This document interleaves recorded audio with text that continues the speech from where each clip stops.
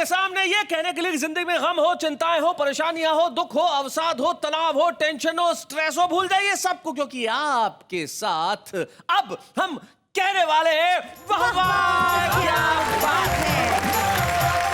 ये हमारा mega episode जो कल प्रारंभ हुआ था, जिसमें हमारे साथी अभी तक हमारे साथ थे दिल्ली के दिल वाले और मालवा के मत वाले, दोनों ही हमारे साथ हैं। अनिल अग्रवंशी, हरजीत सिंह तुक तुक, अशोक शर्मा, गोविंद राठी, अर्चना अंजुम और नारायण निडर डटे हुए हैं इस मैदान में अपने अपनी कविताएं सुनाने के लिए और उस देश के हालात को आपके समक्ष लाने के लिए और आपके चेहरों पर तबस्सुम बिखेर के चले जाने के लिए, मुस्कुराहटों की ये वाहक जिनका मैं यहाँ पे स्वागत करता हूँ। बड़े कमाल के लोग हैं, दिल्ली वाले और इधर मालवा वाले। आपका तो मैं भक्त हूँ, इसलिए भक्त हूँ कि मुझे आपका क्षेत्र बहुत प्यारा लगता है और आपके क्षेत्र में आने से मुझे डर लगता है। लेकिन मैं आपको बताऊं कि भोले आदमी को कभी भी बेवकूफ नहीं बनाया जा सकता। बहुत बुद्धिमान भी होते हैं वो लोग। मुझे याद है मालवा में आपके एक डॉक्टर थे, तो ये दिल्ली से कोई आदमी इलाज कराने आया, समझ लीजिए अनिल अग्रवंशी इलाज कराने आया डॉक्टर के पास। डॉक्टर की फीस का बड़ा तरीका अजीब था। वो हमेशा ये कहता था कि पहली बार अगर आप मुझसे मिलने आएंगे तो मैं आपसे 200 रुपये फीस लूंगा, दूसरी बार आएंगे तो 100 रुपये लूंगा। तो अनिल अग्रवंशी डॉक्टर के पास गए, इन्होंने कहा पैसे कुछ बचा लिए जाएगा। बोले डॉक्टर साहब मेरा इलाज कर दीजिए, मैं आपके पास दूसरी बार आया हूँ। डॉक्टर ने इनका चेहरा देख के कहा तो फिर वही दवाई खा लेना जो पहली बार में लिखी थी। हालात जिंदगी के अंदर कब बदल जाए पता ही नहीं चलता। बिल्कुल। तुम टुकटुकी बार बार ऊपर नीचे क्या हो रहे हो? क्या चाहते क्या हो? आप ऐसी ऐसी बातें कर रहे हैं, आदमी पूरा हिल जाता है। मेरे पिताजी ने आपके लिए एक दोहा लिखा था। जी, आपके पिताजी ने मेरे लिए दोहा लिखा था। हाँ। औलाद सुना रही है। हाँ। सुनाओ। किसे बताएं किस लिए होती सर में खाज, किसे बताएं किस लिए होती सर में खाज, मेरी बिल्ली कह गई मुझसे म्याऊं आज। क्या बात है, बहुत। जिंदगी में अर्थ बदल जाते हैं, जिंदगी में संवाद बदल जाते हैं, लेकिन बहुआ क्या बात है, मैं हास्य कविताओं का सिलसिला कभी नहीं बदलता। देखते हैं आज हम क्या करने वाले हैं। मैंने दिल के कोरे कागज पर लिख दिया है उसका नाम, बचपन की मेरी राधा और मैं 60 बरस का श्याम। मैंने दिल के कोरे कागज पर लिख दिया है उसका नाम। एक बार मैंने एक कुत्ते को हड्डी डाली, उसने मुंडी दूसरी तरफ घुमा ली। अच्छा। बोला आज मेरा उपवास है, इंपोर्टेड बिस्कुट खाऊंगा। मैंने कहा रुपए की हालत देखी है, अगर तुझे इंपोर्टेड बिस्कुट खिलाऊंगा तो मैं खुद कुत्ता हो जाऊंगा। क्या बात है भाई, वाह वाह वाह। कि नेताजी ने हाथों में पकड़ा 1 रुपया, धीरे से पूछा और कितना नीचे गिरोगे भैया।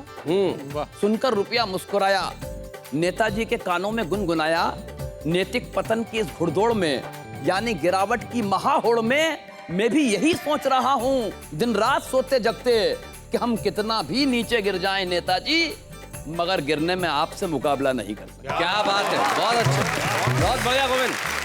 प्यार होता है सभी को जिंदगी में एक बार। वाह वाह। प्यार का इजहार भी हो ये जरूरी तो नहीं। क्या बात है, बड़ी अच्छी बात है। और आंखों आंखों में भी तो देखी सुनी है गुफ्तगू, हम मिलें और बात भी हो ये जरूरी तो नहीं। वाह वाह वाह, क्या बात।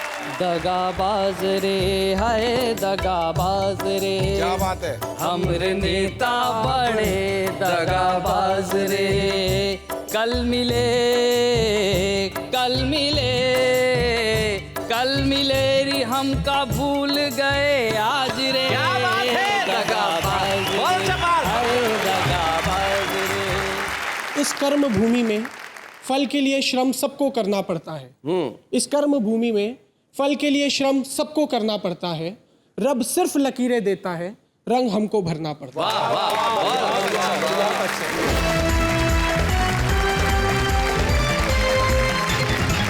तो भाई वाह क्या बात है। मेगा एपिसोड प्रारंभ हो चुका है, जहाँ दिल्ली के दिलवाले हैं, मालवा के मतवाले हैं। कल हमने हमारे कवि मित्रों से कविताएं सुनी और आज भी हम कवि मित्रों से कविताएं सुनेंगे, लेकिन मैं मेरी साथी नेहा के मेहता से पूछना चाहता हूँ, चलिए सबसे पहले किसे बुलाया जाए?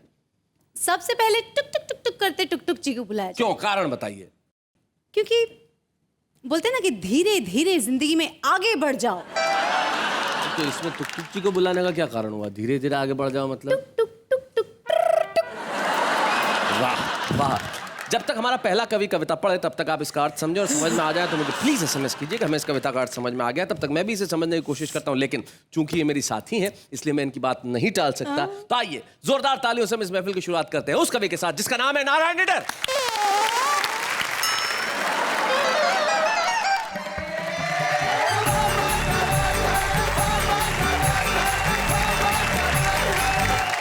बात ये है कि हमारे एक मित्र हैं मालवा के रतलाम में, जी वो एक दिन मेरे से कहने लगे कि नीडर जी तुम नीडर हो। मैंने कहा हूँ। बोले कोई बहादुरी का काम किया है? मैंने किया है। बोले एक आध उदाहरण बताओ। हमारा पड़ोसी देश घुसपैठ कर रहा है, देश में कर रहा है, हाँ बड़ी उद्मात कर रहा है, बड़ी उछल कूद कर रहा है, अपने आप को न जाने क्या समझ रहा है। मैंने कहा नरेंद्र जी, एक दिन मैंने अकेले ने पड़ोसी से युद्ध छेड़ दिया, पड़ोसी सेना को बुरी तरह खदेड़ दिया। ओहो, हथगोले मार मार कर पड़ोसी को झंझोड़ दिया। अच्छा, और पत्थरों से पड़ोसी का सर फोड़ दिया। तभी पत्नी चिल्लाई, हाय राम तुमने कमरे का सारा सामान तोड़ दिया। बहुत बढ़िया। लेकिन ऐसी बात नहीं है शैलेश भाई साहब जी, मैं एक दिन घूमते घूमते सीमा पे चला गया। अच्छा, वहां मुझे एक पड़ोसी मिला, वो बड़ी फेंक फाक करने लगा, हमारे देश में ऐसा, हमारे यहाँ ऐसा। अरे मैंने क्या चुप रहे यार, तेने कभी भारत का केला खाया? तो बड़ा आश्चर्य में बढ़ गया। बोले क्या होता है? मैंने कहा मैं बताता हूँ क्या होता है। देखो मैंने तासीर में दी साहब जी, कि मेरी बातें सुन कर देखो हंसना नहीं, इसे झूठ मान कर देखो फंसना नहीं। एक पड़ोसी मिला रास्ते में, खाए चने हमने सस्ते में। पड़ोसी बोला कि मुझे केला खिलाओ, मैंने कहा चने से ही काम चलाओ। केला खाने में अभी कच्चे हो और 67 साल के बच्चे हो। केला खाने में अभी कच्चे हो, 67 साल के बच्चे हो। केला जो खाओगे आ जाएगा बुखार, बैंगन का भुर्ता तुम खा लो मेरे यार। मैंने भी केला खाया, सीधा सीमा पे आया। सीमा पे आया तो मुझे छींक आ गई, छींका तो पड़ोसी सेना भग गई।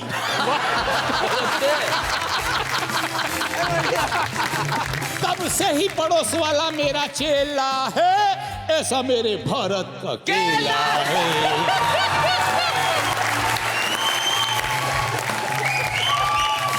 अच्छा वो बोला कि यार ये तो बहुत अच्छा है। मैंने कहा ये तो खाली केला है, अब यहाँ के लोगों के पल्ले नहीं पड़े। मैंने कहा भारत की जेलों में इतने कैदी बंद है कि अगर उन्हें सरकार कह दे कि तुम्हारी सदा माफ, दूसरे दिन पड़ोसी साथ। बोल दो। बिल्कुल सही कह रहे हो। ये भारत है। अमेरिका जितना बड़ा देश पूरे साल में जितना तेल खर्च नहीं करता, हम उतना एक शनिवार को शनि महाराज को चढ़ा देते हैं।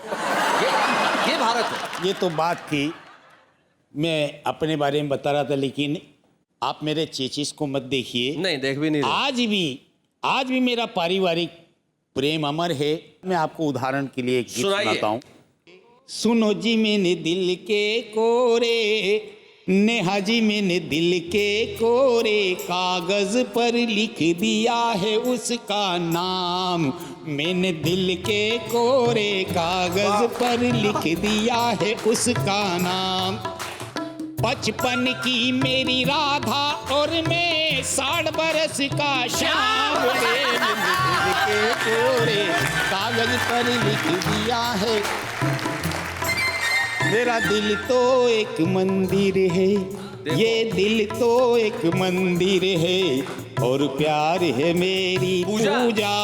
ये दिल तो अभी नारंगी, ये दिल तो है नारंगी, मत समझो इसे खरबूजा। ये दिल तो है नारंगी। अभी दिल है जवां, अभी दिल है जवां, पर जलने वाले कहते पिलपिला आम।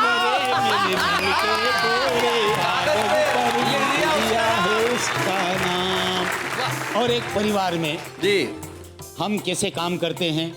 मैं चाय बना कर देता, वो उठ कर के पी लेती। मैं चाय बना कर देता, वो उठ करके पी लेती। वो उठ कर के पी लेती। मैं खाना बना रख देता, आकर के वो खा लेती। मैं खाना बना कर देता, आकर के वो खा लेती। हिल मिल कर करते हैं दोनों अपने घर का काम। दिल के कोरे का। और आखिरी बात, पहले वो खाना खाती और बाद में मुझे खिलाती, पहले वो खाना खाती बाद में और बाद में मुझे खिलाती, जब मैं खाना खाता वो मुझे निहारा करती, जब मैं खाना खाता वो मुझे निहारा करती। एक 32 के सेट से चलता हम दोनों का काम रे, मैंने दिल के कोरे, ओह जी मैंने दिल के कोरे, सुनो जी मैंने दिल के कोरे, कागज पर लिख दिया है उसका नाम। अरे 55 की मेरी राधा और मैं 60 बरस का श्याम रे, मैंने दिल के कोरे, ओह जी मैंने दिल के कोरे, नेहा जी मैंने दिल के कोरे, कागज। क्या बात है, वाह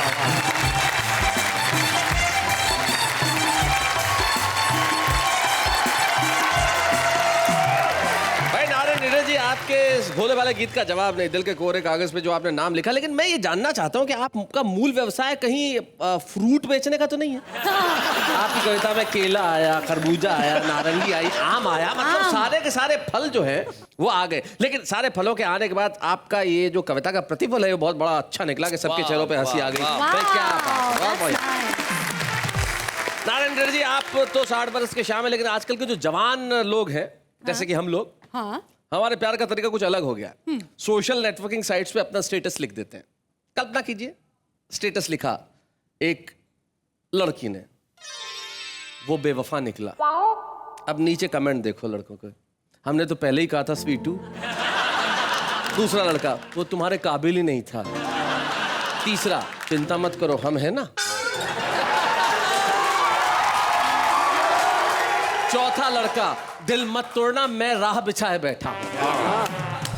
अब यही स्टेटस चेंज करके अशोक शर्मा ने लिख दिया। तो मान लीजिए अशोक शर्मा ने अपना स्टेटस लिख दिया, वो बेवफा निकली। अब इनके दोस्तों ने कमेंट किया। पहला कमेंट, अबे शक्ल देखिए तेरी कांच में। पहला स्टेटस। दूसरा, एक मिली थी वो भी संभाल नहीं पाया। तीसरा, तुझमें दम ही नहीं है। चौथा, उसका नंबर मुझे दे दे, फिर देख कैसे पटती है मुझसे। ये हो गई है आजकल की मोहब्बत। दोस्त कह देते हैं, आपस में गालियां दे देते हैं। अशोक, आपके दोस्त हैं, गालियां दे सकते हैं, लेकिन यकीन मानिए मोहब्बत का रूप चाहे कोई हो, मोहब्बत के भाव कभी नहीं बदलते। True. मुझे हरजीत सिंह तुक तुक इसीलिए पसंद है क्योंकि उन्हें हंसी से मोहब्बत है, उन्हें कविता से मोहब्बत है, उन्हें खुशी से मोहब्बत है। चेहरा कितना ही रोतला बना के क्यों न बैठे, जब आएंगे तो आपको जरूर हंसाएंगे। हरजीत सिंह तुक तुक।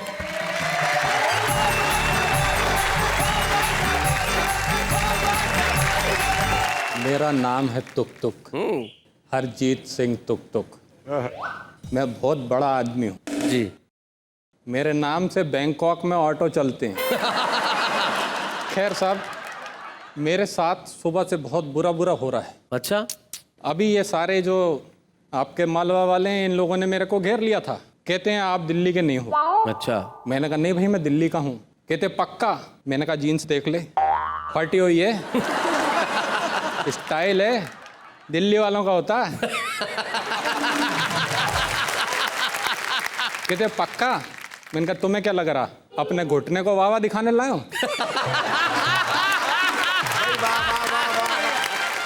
कहते नहीं तुम बरेली के हो। अरे मैंने कहा यार हद होगी, मैंने तो बरेली के पागल खाने से अपना नाम कटवा के दिल्ली के पागल खाने में लिखवा लिया।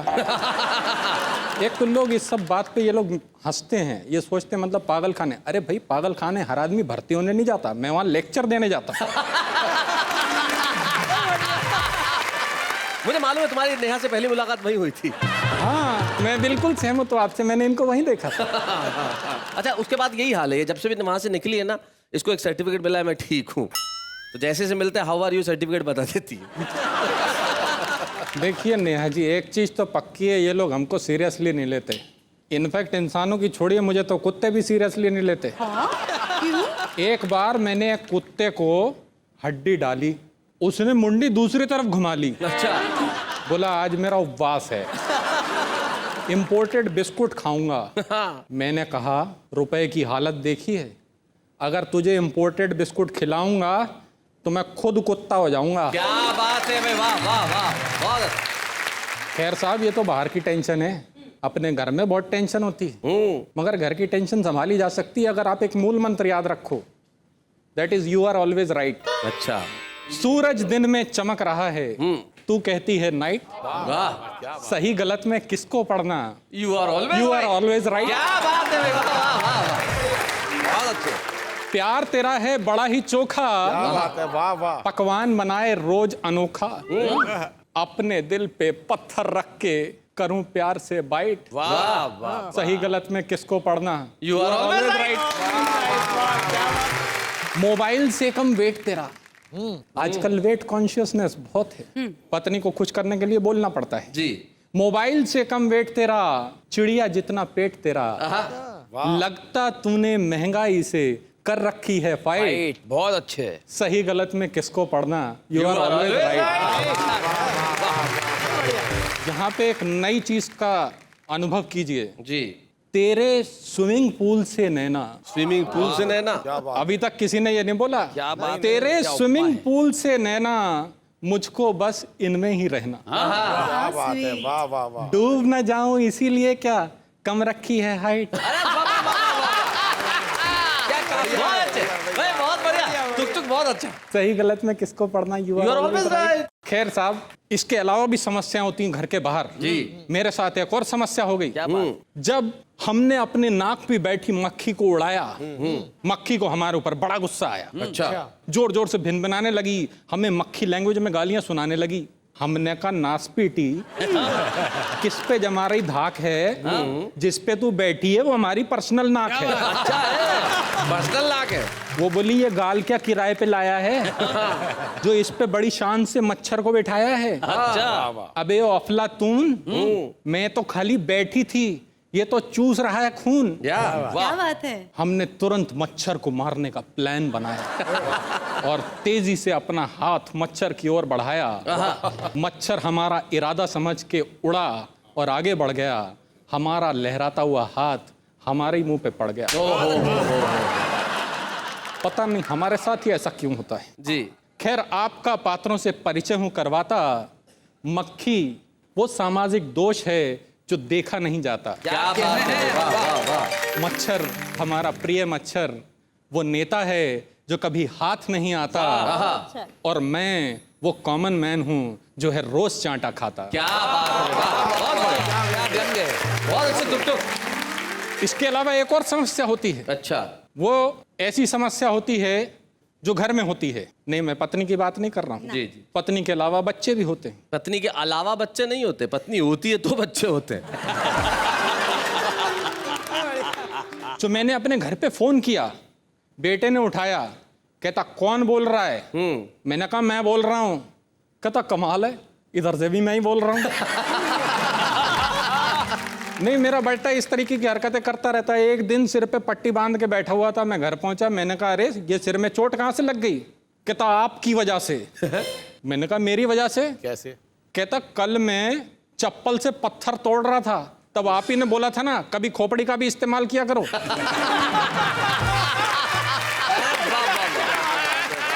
इनफैक्ट हमारे बच्चे के अलावा हमारे शहर में एक और बच्चा है पप्पू। वो बहुत शैतान है, पूरे शहर में उसकी शैतानी के डंके हैं। तो इसी पप्पू की बात बता रहा हूं आपको। ये सुन के मेरा माथा फिर गया कि पप्पू एक बार फिर से गिर गया। अच्छा, फोन पे एसएमएस आने लगे, रेडियो पप्पू के गिरने के किस्से सुनाने लगे। सारा शहर अनिष्ट की आशंका से घिर गया। एक एक्सपर्ट पैनल बैठा कि आखिर पप्पू कैसे गिर गया। किसी ने पप्पू के माँ बाप को दोषी ठहराया, किसी ने पप्पू के गिरने में विदेशी ताकतों का हाथ बताया। मगर मजे की बात यह हुई कि किसी ने भी आगे बढ़ के पप्पू को नहीं उठाया। आज हमारे रुपए का भी पप्पू जैसा हाल है। क्या बात है, बढ़िया है। कोई भी आगे बढ़ के नहीं रहा उसे संभाल है। वाह। कुछ विद्वान तो ये भी कहते हैं कि सरकार ने तो पहले ही इंडिकेशन दिया था जब 1 रुपए के सिक्के का साइज 98 के बराबर किया। क्या बात, बहुत बढ़िया। Thank you doctor.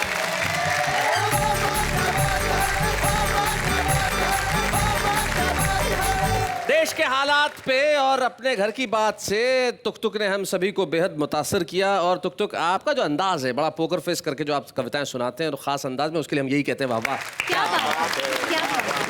आपकी आखिरी पंक्ति से मुझे सिर्फ 2 चीजें याद आई। किसी ने मुझे से पिछले दिनों कहा कि ये सरकार तो गिरेगी। मैंने कहा कितना। क्या ये देश के हालात हैं। यकीन मानिए, जब देश की मुद्रा का ये हाल होने लगे तो कवि चेहरे पे उंगली रखने वाली मुद्रा में नहीं बैठ सकता। समाज जहां बोलना बंद होता है, कवि वहां बोलना प्रारंभ करता है। और मालवा, जहां से शरद जोशी आए, मालवा जहां से दुष्यंत कुमार आए, मालवा जो साहित्य और संस्कृति की एक उर्वरा भूमि रही, उस मालवा के एक बेहद छोटे से गांव अकोदिया मंडी से एक व्यंगकार हमारे बीच में आता है जो छुप रुस्तम के तौर पे शो में आया था, लेकिन आज अपनी कविता लेके आया उस विषय पे जिसने पूरे भारत की अर्थव्यवस्था को छिन्न भिन्न कर रखा है। गोविंद राठी।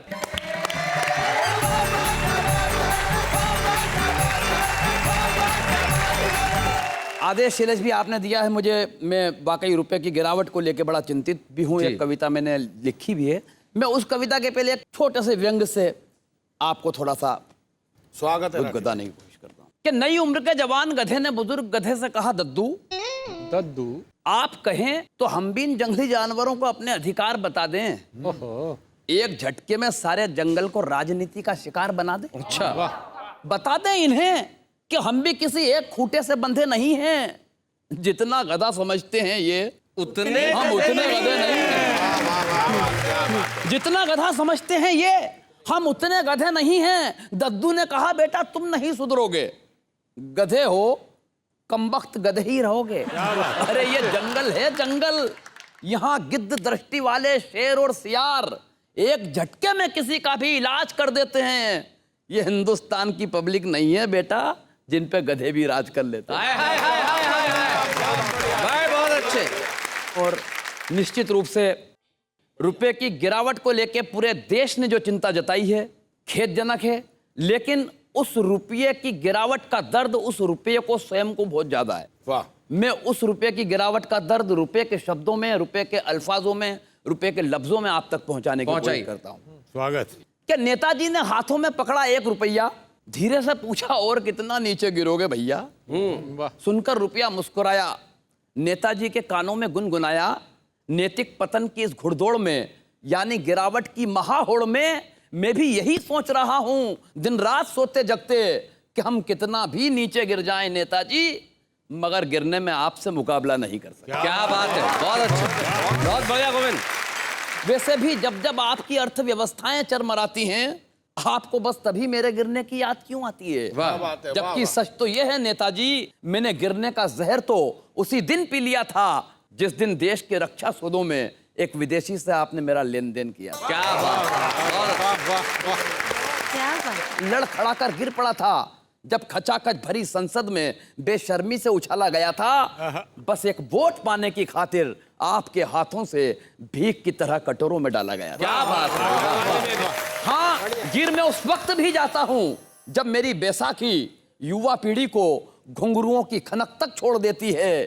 गिर मैं उस वक्त भी जाता हूं जब मेरी उपलब्धता नहीं होने से कई जिंदगियां फुटपाथों पर ही दम तोड़ देती। वाह वाह गोविंद, बहुत अच्छा, बहुत बढ़िया। इंसान और भगवान के बीच ये जाने कौन सा तालमेल चल रहा है कि कॉमनवेल्थ से लेकर क्रिकेट के मैदान तक जैसे सिर्फ मेरे गिरने का खेल चल रहा है। वाह वाह वाह। और 2 पंक्तियां शैलेश भैया, काश काश काश काश आपने देखा होता उस वक्त मेरे चेहरे पर कितना आक्रोश खिंचा हुआ था जब बिस्तर के ऊपर तो आप बिछे हुए थे नेताजी और बिस्तर के नीचे मैं बिछा हुआ। वाह वाह, बहुत बढ़िया गोविंद।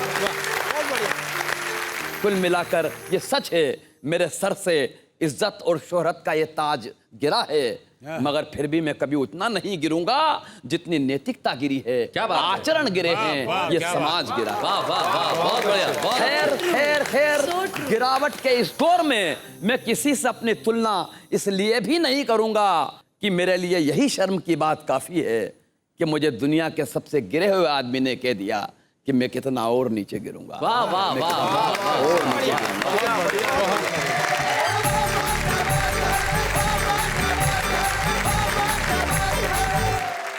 गोविंद, आपकी इस सार्थक कविता के बाद मुझे मेरी एक बहुत पुरानी कविता की सिर्फ एक पंक्ति याद आ गई। रुपए ने कहा एक इंसान से कि मैं गिरा, लेकिन बेवजह कहे लफ्ज की तरह अधरों से नहीं गिरा। रुपए ने कहा इंसान से कि मैं गिरा, वाह, लेकिन बेवजह कहे लफ्ज की तरह अधरों से नहीं गिरा। मैं गिरा हूं आपकी निगाहों में भाव सूची में, लेकिन आपकी तरह किसी की नजरों से नहीं गिरा। जिंदगी में जरूरी है कि हम कुछ भी करें लेकिन किसी की नजरों से न गिरें। तब पंडित राधे श्याम प्रगल्भ जी की दो पंक्तियां मुझे याद आती है कि सत्य अहिंसा दया धर्म से अपना तो इतना नाता है, दीवारों पे लिख देते हैं दीवाली पे पुत जाता है। आइए दीवार पे लिखी इबारत को हम जिंदगी में भरने का करें काम, लेकिन इस वक्त एक अल्पविराम।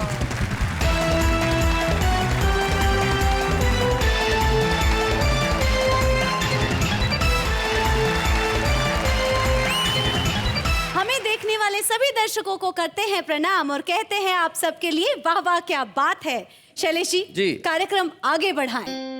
क्या करूं, खींच के ले जाऊं कहीं?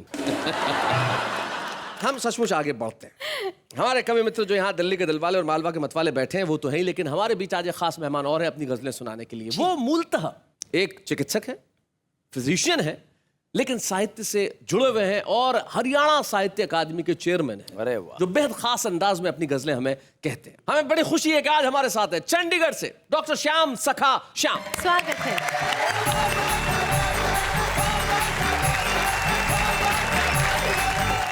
नमस्कार और हरियाणा की राम राम। राम राम। आपको पता होना चाहिए कि मैं देश के सबसे सभ्य प्रदेश हरियाणा से आया। जी, हमारी सभ्यता का सबूत यह है कि हमने 5 ऐतिहासिक लड़ाइयाँ झेली। हाँ, महाभारत की, थानेश्वर की और पानीपत की 3 लड़ाई। बिल्कुल। और इस नए जमाने में हमारी 5 उपलब्धियां भी हैं। जी, पहली तो मल्लिका शेरावत, दूसरे रामदेव जी, उसके बाद हमने बीजिंग में 1 मेडल लिया और लंदन में 3।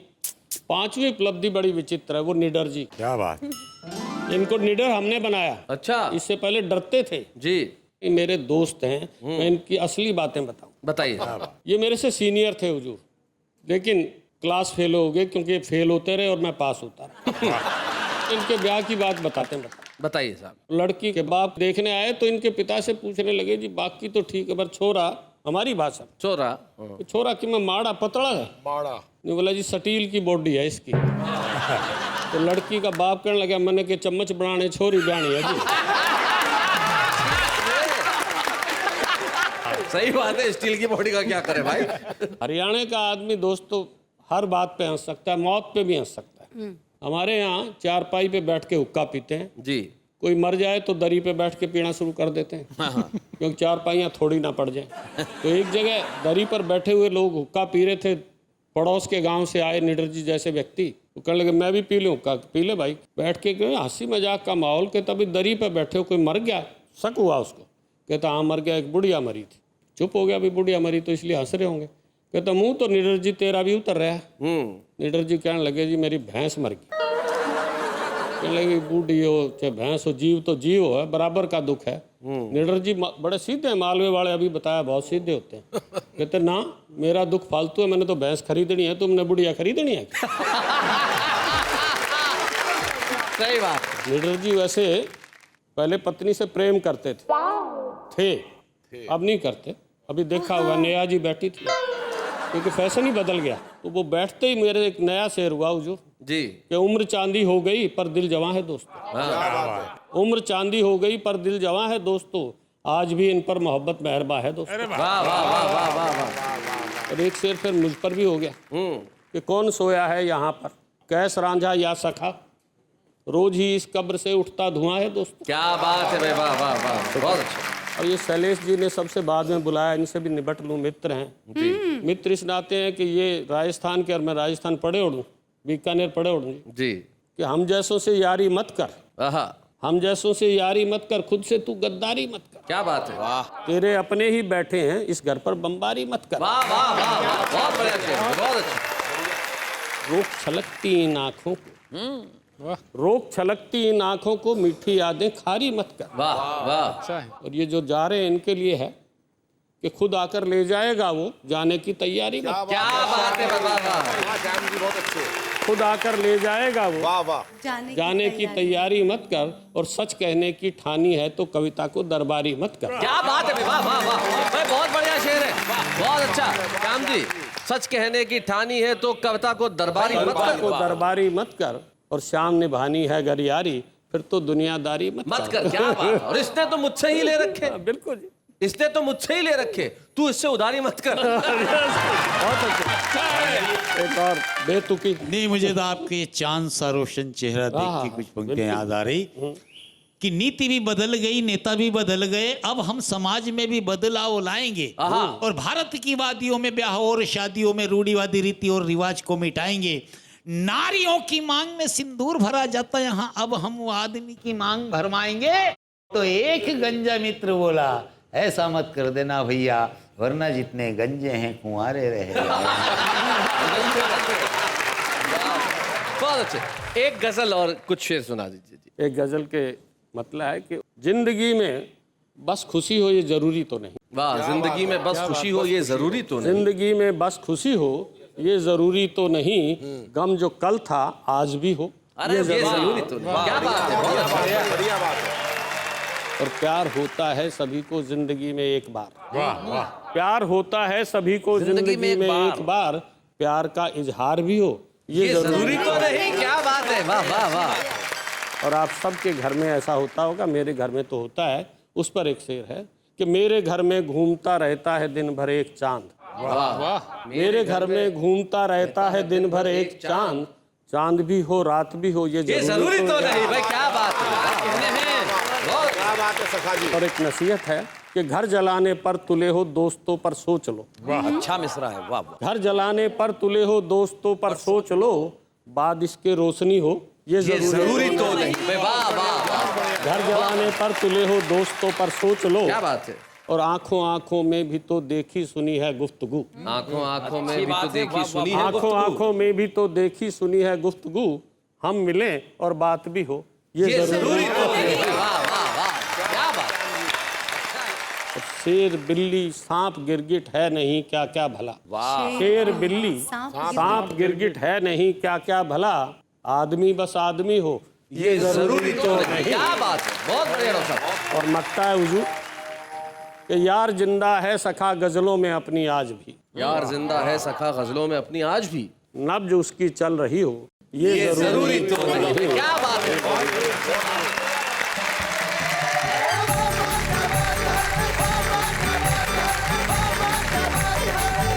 डॉक्टर श्याम सखा श्याम, जो हरियाणा साहित्य अकादमी के चेयरमैन है, हमारे बीच में, और बड़ी खूबसूरत गजलें उन्होंने पढ़ी और शेर कहे। ये तो हमारे विशेष मेहमान थे, लेकिन हम एक ऐसे छुपे रुस्तम को ढूंढ के लेके आए हैं जिसमें कविता की अकूत प्रतिभा है। आइए हम आज के छुपे रुस्तम से मिले, जिसका नाम है पार्थ नवीन।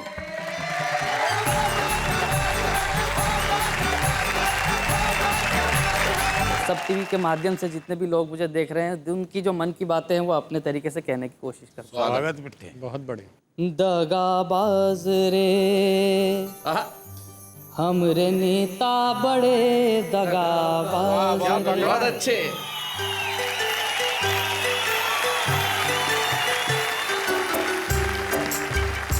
दगाबाज रे हाय दगाबाज रे, क्या बात है। हमरे नेता बड़े दगाबाज रे। कल मिले कल मिले कल मिले री हमका भूल गए आज रे। दगाबाज रे हाय दगाबाज रे, हमरे नेता बड़े दगाबाज रे। मेरी उस उलझन की सुलझन तो तुमने की, ये तो था बढ़िया किया। लेकिन उस उलझन की सुलझन का बाबू ने नोट हजारी लिया। अरे इतने तो तुमका हम दान दई दें, अब क्या बच्चों के अपने प्राण दई दें। कल मिले कल मिले कल मिले री हमका भूल गए आज रे। दगाबाज रे हाय दगाबाज रे, हमरे नेता बड़े दगाबाज रे। गाने कैसे आ गए आजकल? गाने कैसे कैसे आ गए? कैसे कैसे? कि ना फिल्म में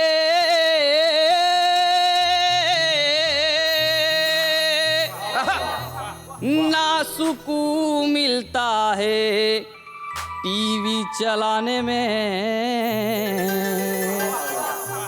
चैन मिलता है तो अब ओढ़ कर सो जाने।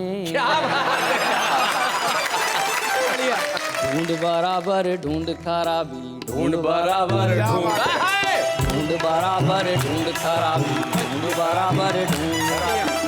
टिंकू जिया पे शालू का ठुमका, टिंकू जिया पे शालू का ठुमका, झुमका बरेली का गुम गुम गुम। ढूंढ बराबर ढूंढ खराबी, ढूंढ बराबर ढूंढ बराबर ढूंढ खराबी, ढूंढ बराबर ढूंढ। कि लड़कियों के सिरों से गायब हुई चुन्नी है, देखो लड़कियों के सिरों से गायब हुई चुन्नी है, और एक लाइन में बदनाम हुई मुन्नी है। बच्चों के बात ये समझना भी आई है, पूछ रहे पापा कौन ये जलेबी बाई। वाह वाह, ऐसे गानों से क्या हुए हम कभी पानी है, और उस पे भी भारी शीला की जवानी है। अब क्या करोगे मल के हथेली, अब क्या करोगे मल के हथेली, चिकनी चमेली की धूम धूम धूम। ढूंढ बराबर ढूंढ खराबी, ढूंढ बराबर ढूंढ बराबर ढूंढ खराबी, ढूंढ बराबर ढूंढ। इस मंच पे छुपे रुस्तम के तौर पर प्रस्तुत करने में व्यक्तिगत तौर पे मुझे बेहद खुशी है जी। और मैं उसका कारण आप सभी कवि मित्रों को और सारे देश को भी बताना चाहूंगा। एक कवि जो प्रतापगढ़ नाम के कस्बे में रहते थे, प्रहलाद नवीन जिनका नाम था, और मैंने उनके साथ मंचों पे बहुत कविताएं पढ़ी थी। प्रहलाद जी ने कहा सर बहुत छोटी सी जगह है, क्या हम लोग टीवी पे नहीं आ सकते? मैंने कहा आप आएंगे। मैंने उन्हें वादा किया, वो टीवी पे आए, उन्होंने बहुत खूबसूरत कविता पढ़ी। अभी कुछ वर्ष पहले प्रहलाद नवीन राजस्थान में एक कस्बा है बांसवाड़ा, वहाँ पे मंच पे कविता पढ़ रहे थे, और कविता पढ़ते ही बैठे और प्रहलाद नवीन नाम के उस कवि ने कविता पढ़ने के बाद मंच पे अपने प्राण त्याग दिए। इससे ज्यादा दुर्भाग्यजनक किसी के लिए भी कुछ नहीं हो सकता। लेकिन मुझे खुशी है कि प्रहलाद नवीन वाहवा में आए और प्रहलाद नवीन ने आशीर्वाद दिया ऊपर से कि उनका बेटा भी आज वाहवा में आके कविताएं पढ़ रहा है।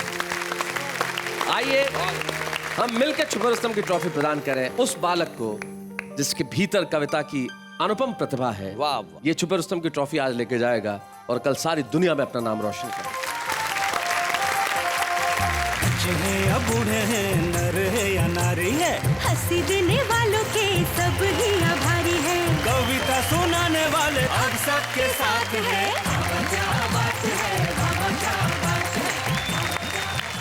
पार्थ नवीन कविता के क्षेत्र में जरूर नवीन है, लेकिन आगामी दिनों में ये अपना परचम फहराएंगे।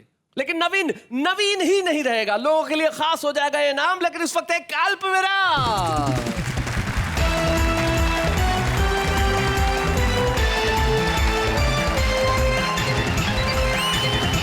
बाबा क्या बात है में हमने बहुत सारी चीजें की और हम करते रहते हैं और करते रहेंगे, और हमने प्रारंभ किया एक नया कदम जिसका नाम है शुभारंभ। शुभारंभ यानी कि वो कवि जिसने आज तक मंच पे कविता नहीं पढ़ी और हमने कहा कि पहली बार तुम यही कविता पढ़ोगे सीधे। वाह क्या बात है कि मंच पे आइए एक इंजीनियरिंग स्टूडेंट को हम बुलाते हैं जिसने पढ़ाई तो टेक्निकल की है लेकिन कविताएं लिखता है वो। दर्शन सांखला।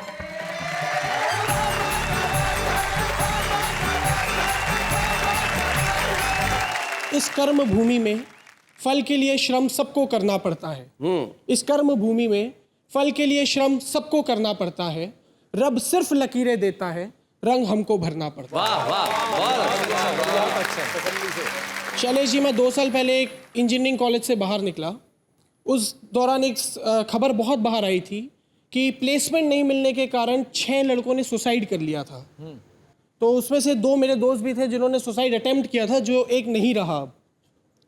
तो मैं ये एक सवाल मेरे मन में हमेशा उठता है कि इस देश के सपने इतने छोटे हो गए हैं कि सिर्फ 6 महीने तक नौकरी ना मिलने पर लोग आत्महत्या करने का प्रयास कर रहे हैं। So true, very true. तो एक मेरी कुछ पंक्तियां हैं मेरे उन छोटे भाइयों के लिए जो अभी पढ़ाई कर रहे हैं, दर्शन भाई। और इन पंक्तियों के माध्यम से मैं उन्हें एक हौसला देना चाहता हूँ कि वो आगे ऐसी हाँ दर्शन सुना। पा ही लेंगे आखिर मंजिल, राहों की मोहताज नहीं। पा ही लेंगे आखिर मंजिल, राहों की मोहताज नहीं, साथ हो उम्मीदों का, कल होगा वही जो आज नहीं। वाह। तट पर बैठे ख्वाब को ख्वाब ही रह जाना है, गहरी तह तक जाना होगा, मोती जो तुम्हें पाना है। वाह। उठना है और भी ऊपर, है ऊंचाइयां पुकारती, है अपार क्षमताएं हम में, आशाएं हमें निहारती। क्या बात है। मुश्किलें कब ठहरी जब हो चट्टानी इरादा, खुद से ही कर रखा है जब हमने ऊंचाइयों का वादा। माना जीवन के हर पथ पर माली पुष्प नहीं बिखराता है, प्रगति का पथ अक्सर पथरीला होता है, लेकिन उन्नत शिखर से गिरकर जो भी हंसते हैं, नए शिखर की तलाश में कदम उन्हीं के बढ़ते हैं, कदम उन्हीं के बढ़ते हैं। और अंत में सिर्फ ये 4 लाइन से कहना चाहूंगा कि जीवन एक विराट सागर, हम ऊपर ऊपर चलते हैं। वाह। जीवन एक विराट सागर, हम ऊपर ऊपर चलते हैं। घटनाएं हैं लहरों जैसी, हम बहुत अर्थ दे देते हैं। क्या हुआ जो साथी छूट गया, क्या हुआ जो प्याला टूट गया, अद अमृत शरणम गच्छामि, भज बुद्धम शरणम गच्छामि। दर्शन बहुत क्या बात है। थैंक यू दर्शन। आपने कहा कि उन्नत शिखर पे पथ उन्हीं लोगों के बढ़ते हैं जो हिम्मत रखते हैं, और हम चाहते हैं कि आज हमने आपको एक पहला कदम यहाँ पे दिया है चलने के लिए कविता के क्षेत्र में। हम चाहते हैं कि आप उन्नत शिखर की ओर बढ़ें, और जिस तरह आपके दर्शन सारे देश को हुए हैं इस टीवी के दर्शन के माध्यम से, हम चाहते हैं कि आपकी कविताओं के दर्शन सारे देश में इसी तरह से हो और आप सफलता का दर्शन करें। तो देखिए भाई, हमारी महफिल ये 2 मेगा मैराथन एपिसोड अपने आखिरी मंजिल तक पहुंच ही गए। यस। श्री जगदीश सोलंकी की एक बहुत पुरानी कविता है जिसकी एक पंक्ति मुझे याद आती है। वो कहते हैं कि पूरब पश्चिम उत्तर ना दक्षिण का कोई निदान हुआ, जले कोई भी प्रांत मगर बदनाम तो हिंदुस्तान हुआ। क्या बात है शैलेश। हम क्षेत्र से ऊपर उठे, भाषाओं से ऊपर उठे, और यकीन मानिए चाहे लोग दिल्ली से आए इस कार्यक्रम में, या मालवा से आए, या किसी भी शहर से आए, किसी भी राज्य से आए, किसी भी क्षेत्र से आए, हम सब हिंदुस्तानी हैं और सबके दिल में एक ही जज्बा है कि आइए हम आगे बढ़ें, लोगों को चिंताओं से मुक्त करें, उन्हें हंसाएं, और हम सारे देश के साथ मिलकर कहते रहें वाह वाह क्या बात है।